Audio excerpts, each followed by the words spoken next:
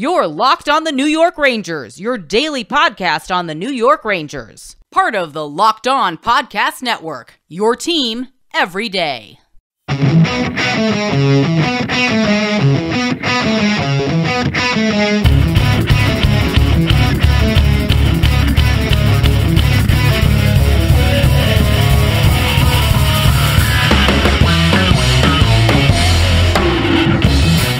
Welcome back, Blueshirts fans, to episode number 619 of the Locked On New York Rangers podcast. I'm your host, John Schick. Just want to thank you guys for making Locked On New York Rangers your first listen every day. We are free and available on all platforms. That song you're hearing right now is, of course, Leave the Lights On from our good friends in Pacifier. You can check those guys out anywhere you get your music. And today, we're going to be breaking down the latest chapter of the ongoing Vitali Kravtsov saga, and also be talking about the contract that he just signed to return to the New York Rangers this upcoming season. That's, of course, assuming that he isn't traded anytime between now and when next season rolls around, but we're going to get into all that, all the different ways that this could possibly play out.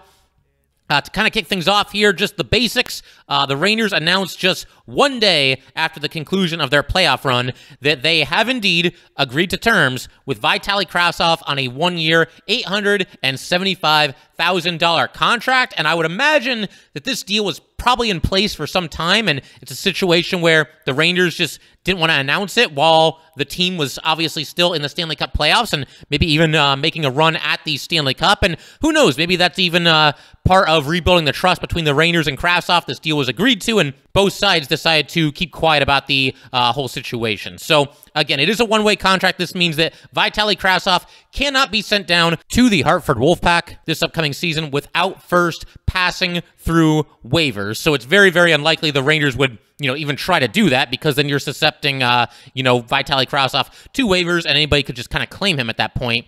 But I would imagine that would be music to the ears of Vitali Kravtsov himself, because, of course, one of his biggest points of contention last season, or really the biggest point of contention, was that he did not make the opening night roster, had to start with the Hartford Wolfpack.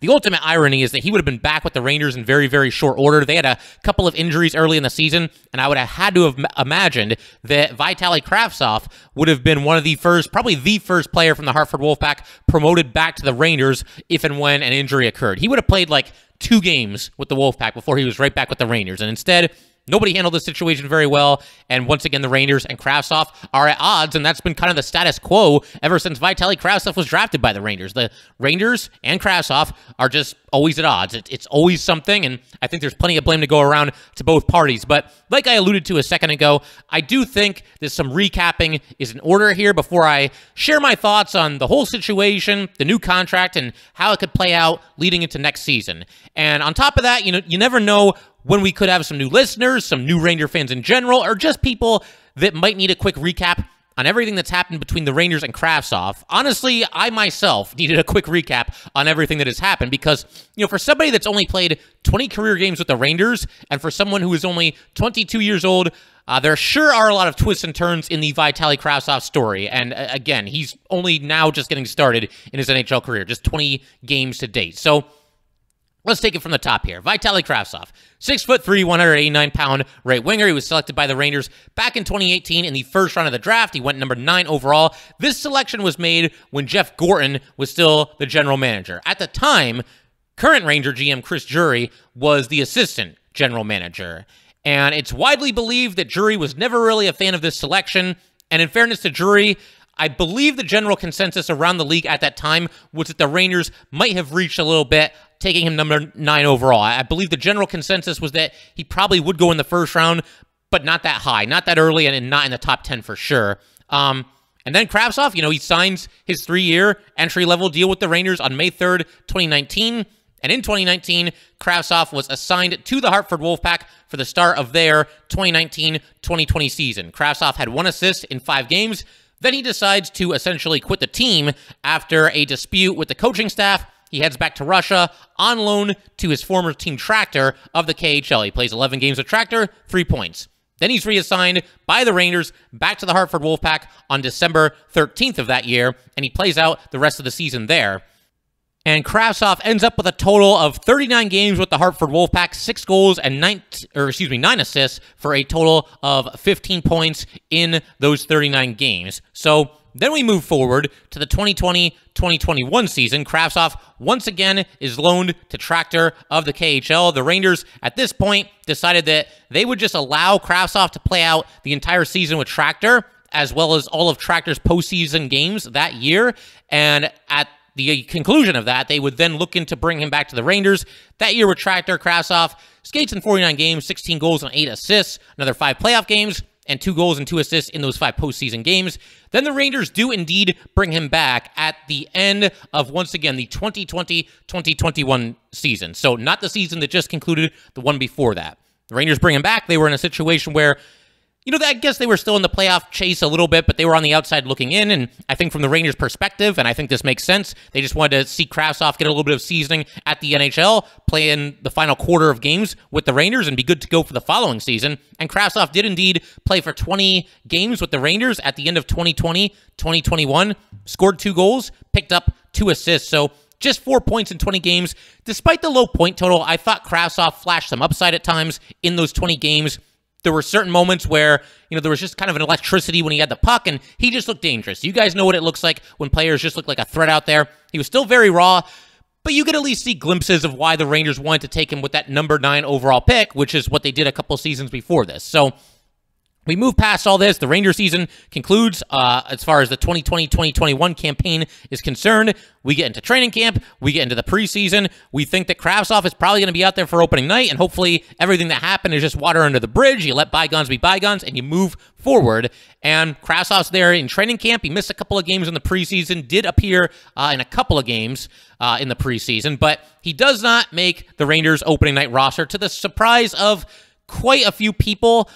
At least part of the reason, I think the main reason really, why the Rangers sent Kravtsov down to the Hartford Wolfpack is that they could do so without exposing Vitali Kravtsov to waivers. And it's kind of crazy to look back on this and think that, they could have instead opted to send somebody like either Dryden Hunt or somebody like Jared Tenorti down to the minors instead to make room for Kravtsov on the New York Rangers roster. The only issue there is that both those players would have been exposed to waivers. But call me crazy. I don't know how many players would have been lining up. Nothing against either one of these guys.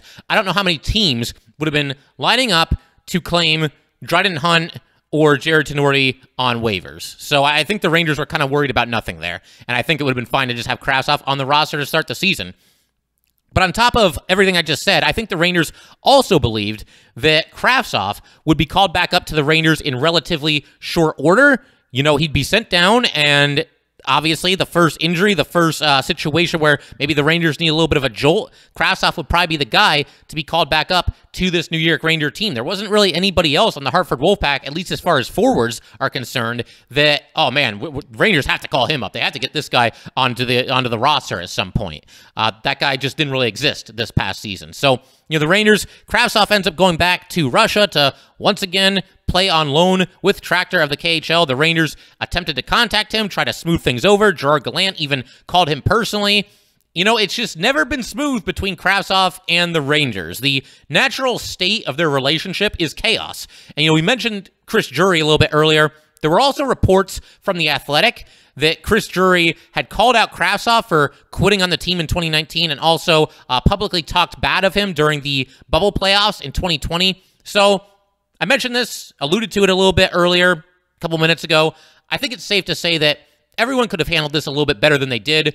Drury has done a fantastic job for the most part as the Ranger general manager. Certainly, he knocked it out of the park at the trade deadline this year, but I don't think he needs to be constantly calling out Vitali Kravtsov, whether he was a fan of that draft pick or not. And the Rangers themselves, they could have not been so short-sighted when it came to sending Kravtsov to the AHL at the start of this season, especially knowing that Vitali Kravtsov has had a chilly relationship with the organization in the first place and might not end up handling it so well. And of course, Kravtsov could have handled his AHL assignment like an adult and simply used it as motivation, and he chose not to do that. So that kind of brings everybody up to speed. I hope I got everything. Like I said, there's a lot. There's a lot of chapters to this story that have already been written, but we're going to get into everything that could potentially happen with this situation going forward. I'm going to talk about what kind of a role Vitali Kravtsov could play if he indeed is on the Ranger opening night roster next season. We're also going to talk about his trade value and what the Rangers could look to get for him if they attempt to move him sometime during this offseason here. We'll get to all that good stuff in just a second, but first, I just want to let everybody know today's episode of Locked On New York Rangers is brought to you by Built Bar. You know how our friends at Built are always coming out with amazing new flavors? Well, this time, Built has truly outdone themselves with their new Mud Pie flavor. And for the first time ever, Built is introducing the new Mud Pie flavor in both Mud Pie Bar and Mud Pie Puff. Not sure what Mud Pie tastes like? Well, if you're a chocolate fan, you better sit down for this one. The new Mud Pie Bar is rich whipped cream and chocolate mousse smothered in 100% real chocolate and topped with cookies and cream crumble. You got to get Mud Pie as soon as possible, and you need to hurry because the Mud Pie Bar and Mud Pie Puff are only available for a limited time. Visit Built.com to taste the deliciousness for yourself. Mud Pie Bars and Mud Pie Puffs are available at Built.com right now, but they are going fast because they are delicious. You are going to love the new Mud Pie Built Bar and Built Puff. Whether you need a snack for your workout, a late night treat, or you just need to grab a quick bite, Built is the perfect protein bar, and they taste better than a candy bar. Go to Built.com, use promo code LOCKED15, and get 15% off your order. Use promo code LOCKED15 for 15% off at Built.com. All right, just want to thank you guys for making Locked On New York Rangers your first listen every day. We are free and available on all platforms, and we have an important favor to ask you. We've put together a survey so we can learn more about listeners like you and make your Locked On podcasts even better.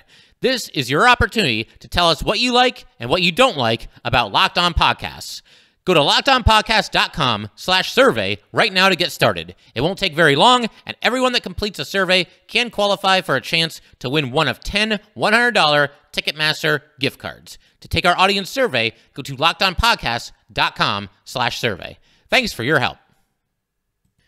All right, so I'm going to go ahead and break down everything that we could hope to expect if and when Vitali Kravtsov is indeed on this New York Ranger opening night roster next season. We'll get to that in just a second, but I did want to just read a quote from Chris Drury. Chris Drury today had his end-of-season conference call, I suppose is what we can call it here. Bottom line, the media members had access to Chris Drury and were able to, ask him some questions about everything having to do with the Rangers, everything from this season to next season to, who might end up back with this team next season. A lot of questions asked, and I think what we'll do is probably in tomorrow's episode, we'll go ahead and look at everything that Chris Drury said during this entire session here, but for right now, we'll just focus on the stuff with Kravtsov. This is what Chris Drury had to say about Vitali Kravtsov.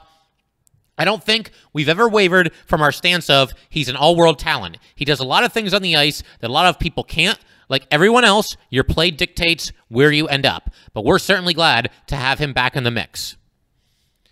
And so really, I mean, it's kind of a whole lot of nothing, to be honest. It's GM talk, and he's in a situation right now, as is Vitali Kravtsov. The Rangers and Kravtsov, they're both in a situation where they need to play nice in the sandbox because a lot of stuff has been said, a lot of things have happened here. If Vitali Kravtsov would ultimately like to be traded by the Rangers to another NHL team, then it certainly behooves him to basically just mind his manners right now, not say anything controversial, not step out of line in any significant way, because he doesn't want to make other teams around the NHL think that, oh man, this guy's got serious attitude problems, there's no way we'd want to trade for him.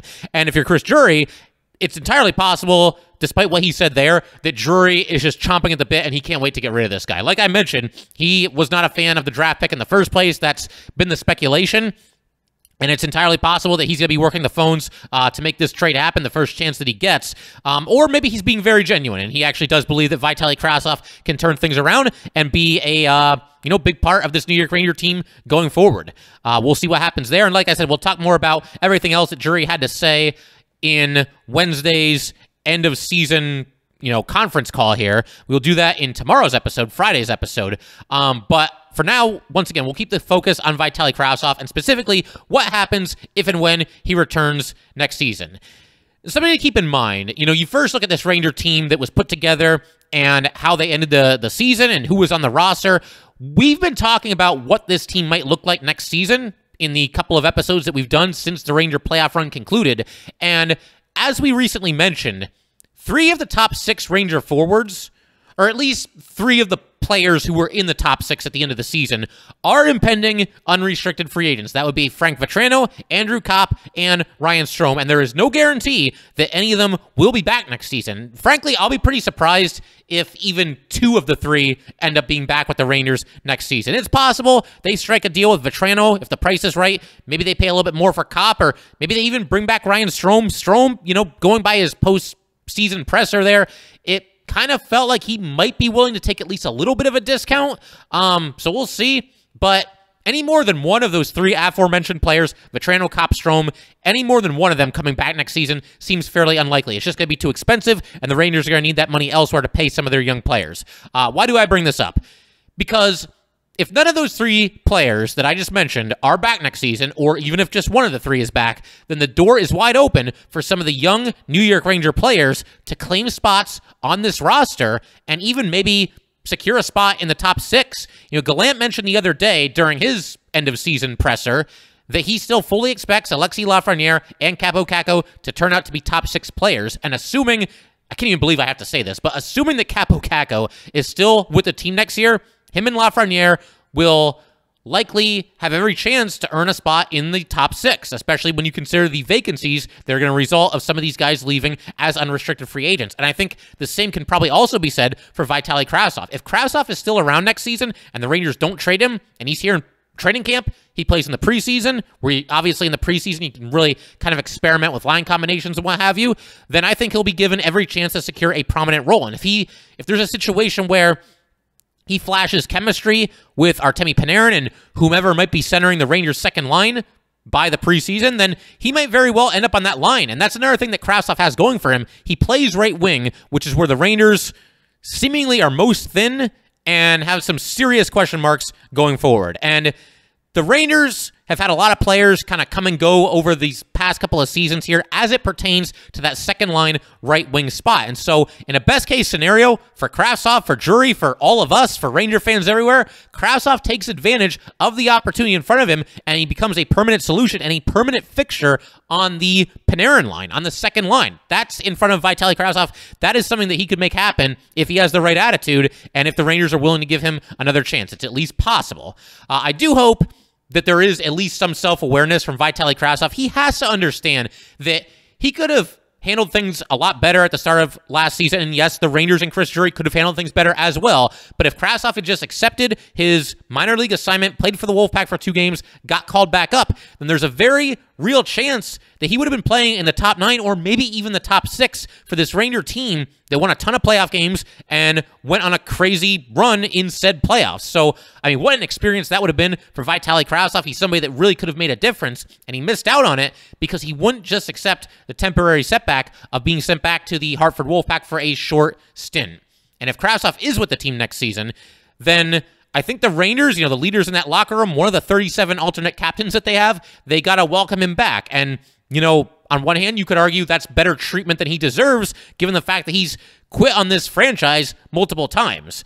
But if the Rangers are ever going to set this guy up for success and see any kind of a return on their investment here, once again, the number 9 overall pick in the draft, then they're going to have to make him feel comfortable and make him feel welcome. And that's where I think some of the leaders in that room, whether it's Mika Zibanejad, Chris Kreider, Artemi Panarin, whoever it might be, they got to do their best to make him feel welcome and make him feel like he's a big part of this team. Now, of course, there is still every possibility, and maybe even this is the most likely situation, that Vitali Kravtsov has played his final game as a New York Ranger, and that a trade could be in order this offseason. We will talk about that very possibility and what the Rangers could hope to get in exchange for Vitali Kravtsov in just a second.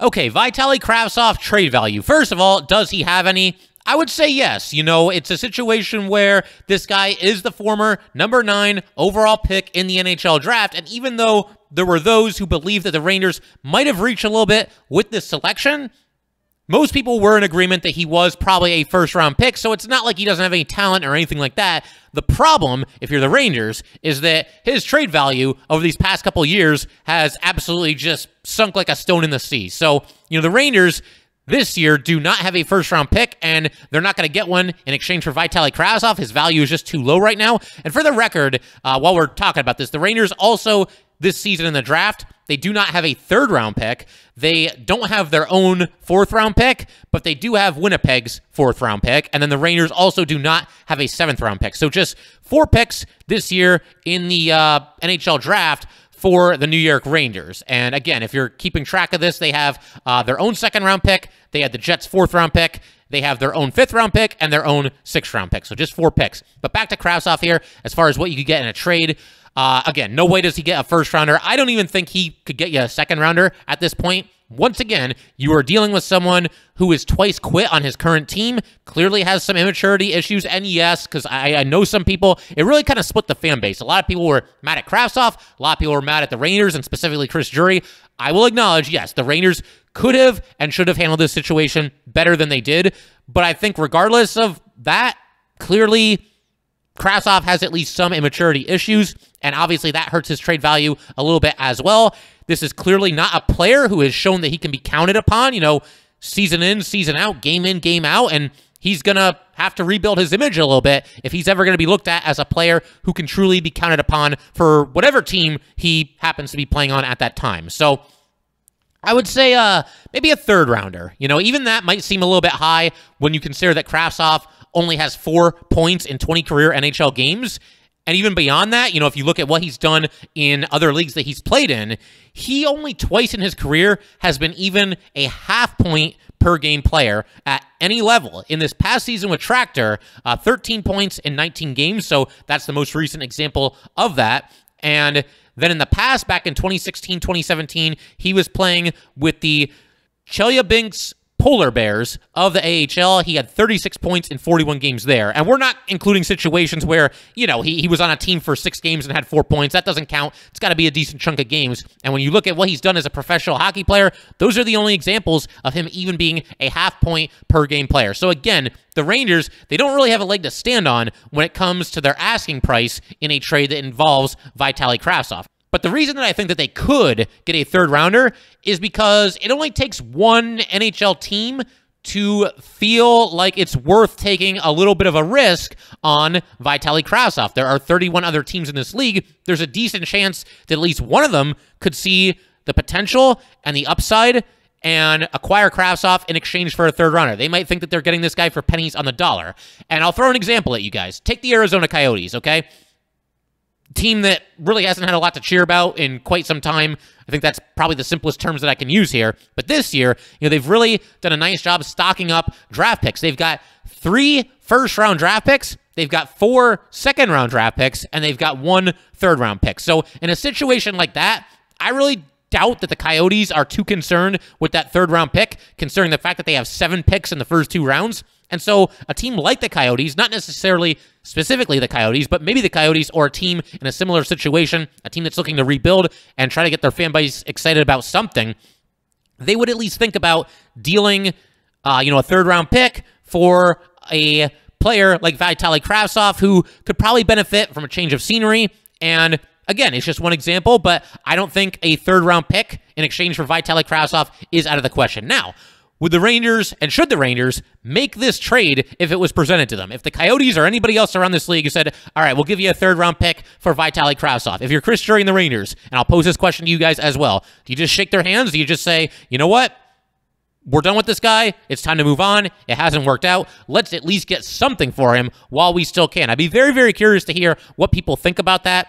I'm kind of on the fence about it myself. I mean, for me, given, once again, what we talked about earlier, how many important forwards on this New York Ranger team are set to be unrestricted free agents, and given that Vitali Kravtsov still has some upside and is only going to be making 6 figures this season, I think I got to roll the dice and actually bring him back and finally see what I've got in Vitali Kravtsov. You're never going to be able to get what you should be able to get in a trade for Vitali Kravtsov right now because he is a former 9th overall pick, but his value is so low that I feel like it's worth the somewhat of a risk to just bring him back and just say sink or swim and just see what happens. Another idea as far as a trade for Kravtsov is concerned, if you're the Rangers, you could look into a situation where there's a player on another team around this league that's kind of in a similar spot as Vitali Kravtsov. And without, without scouring the depth charts of all the other 31 NHL teams, I'm not really sure who that player would be,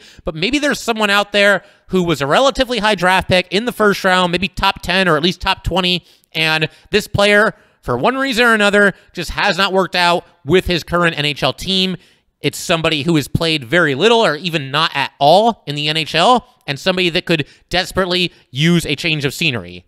Kind of like how it looks like Vitali Kravtsov could probably benefit from a change of scenery. Of course, it's always possible that he comes back from the Rangers, and does a great job for them. But yeah, if I'm looking to deal Vitali Kravtsov straight up for another player around this league, I'm looking for somebody in a very similar situation, somebody that needs to get out of their current city and get a fresh start and a change of scenery. We do see deals like this happen every now and then in the NHL. I think one of the more high-profile examples, at least in recent history, was when you saw the trade between Winnipeg and Columbus, Pierre-Luc Dubois for Patrick Laine. Both those players had kind of fallen out of favor in their current franchise, and both of them badly needed a change of scenery. So it's something that could happen. Obviously, Kravtsov is not, the name that Pierre-Luc Dubois or Patrick Laine are, and so it would be a little bit more of a low-profile deal than this, but something similar to that Dubois for Laine trade. Something kind of, in the same ballpark.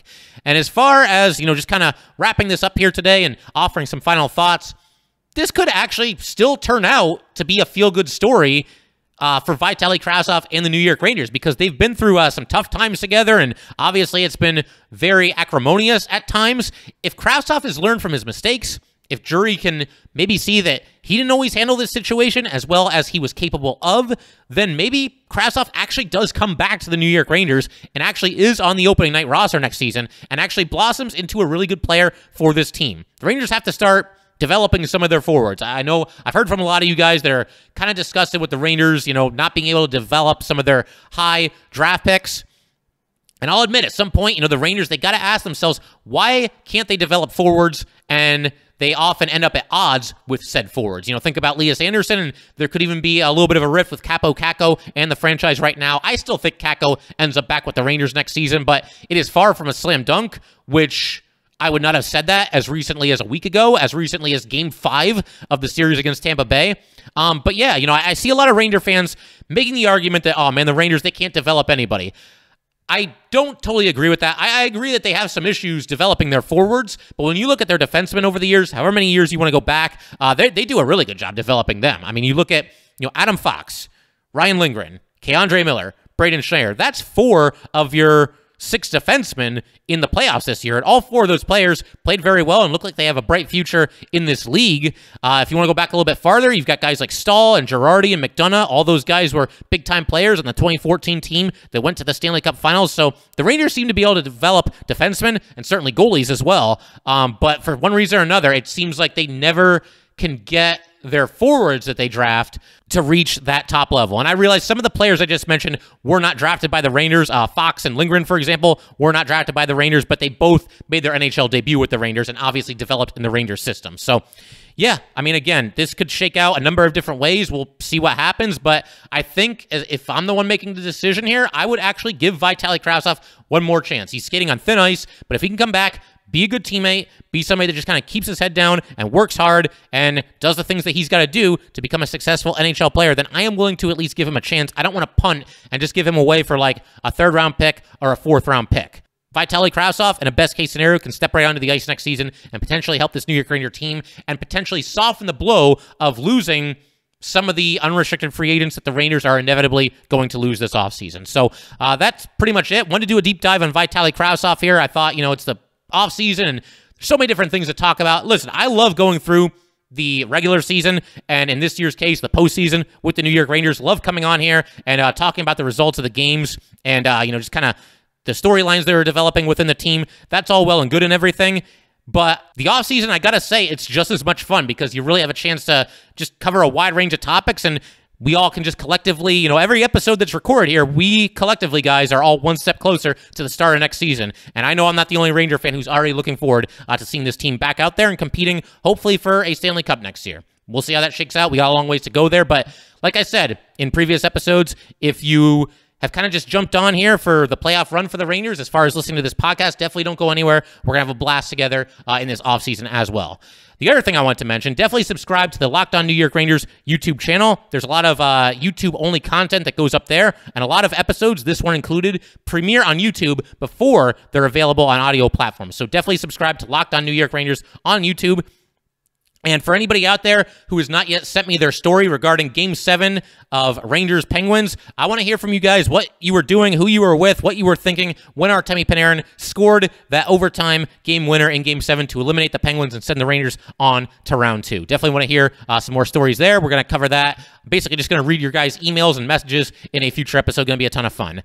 But that will do it for today, guys. Once again, if you'd like to get in touch with this podcast, please send an email to lockedonnyrangers@gmail.com. Once again, that is lockedonnyrangers@gmail.com. And definitely give us a follow on Twitter as well, at @LO_NY_Rangers. Once again, that's at @LO_NY_Rangers.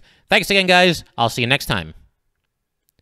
Thanks for making Locked On New York Rangers your first listen every day. In our next episode, we're breaking down everything that was covered by Chris Drury during his end-of-season conference. Now make your second listen Locked On NHL. Locked On NHL covers the playoffs like no other. Hear the latest news and opinions from local experts every Monday through Friday. It is free and available wherever you get your podcasts.